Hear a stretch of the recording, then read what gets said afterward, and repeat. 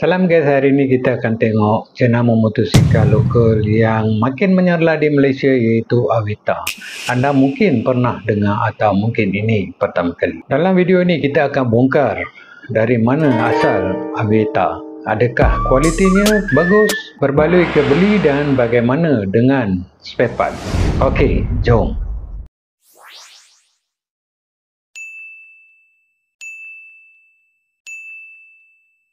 Avita ialah jenama yang boleh dikatakan milikan penuh Malaysia. Pengurusan tempatan. Mereka mengeluarkan pelbagai model daripada model entry level hingga kepada skuter besar seperti Nova 160 dan juga Vanguard 250. Tetapi perkara penting, banyak model Avita sebenarnya dirakit atau dibangunkan di Malaysia. Tetapi asas enjin ataupun platform mungkin daripada China. Contoh model SUV 180 disebut sebagai Chinese Supermode yang dipasang semula di Malaysia.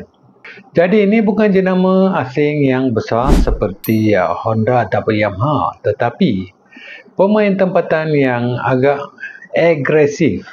Harga yang kompetitif. Sebagai contoh, model Nova 125 berharga sekitar RM5,000 untuk tahun 2025 berbanding kuasa sama jenama motor lain yang lebih mahal.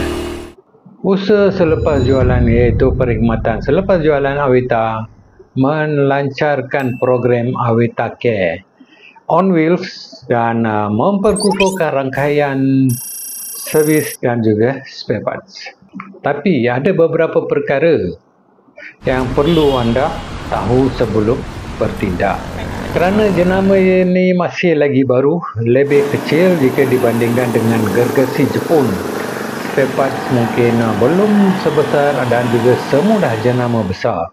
Walaupun Avita telah mengumumkan usaha menambah baik stok dan juga parts, pengguna masih perlu semak di kawasan sendiri kedai-kedai yang boleh dihantar untuk servis motor Avita. Nilai jual semula mungkin belum sehebat jenama mainstream. Kalau nak jual balik kemudian mungkin harganya lebih rendah. Dari segi ketahanan dan juga reputasi jangka panjang, kerana jenama ini masih muda, kita belum ada data 10-20 tahun seperti Honda dan juga Yamaha. Jadi kita tak pasti atau belum pasti ketahanannya. Jadi adakah Avita berbaloi? Jawapan saya memang ya pun.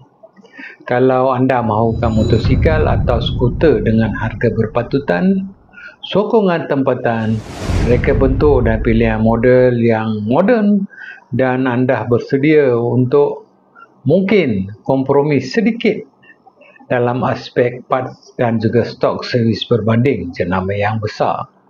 Sekarang ni di Shopee Malaysia, Avita sudah pun menyediakan pelbagai jenis model yang anda boleh beli daripada Shopee terus menggunakan SPay later, ansuran bulanan sehingga 24 bulan tanpa sebarang dokumen. Boleh je beli model-model Avita dekat sini ataupun saya dah sediakan link dekat deskripsi. Okey guys, jumpa lagi di video akan datang. Kalau anda masih lagi belum like, share dan juga langgan saluran Viral News Malaysia, sila like, share dan juga langgan saluran Viral News Malaysia untuk dapatkan update video yang menarik dan juga bermanfaat. Jumpa lagi guys di video akan datang.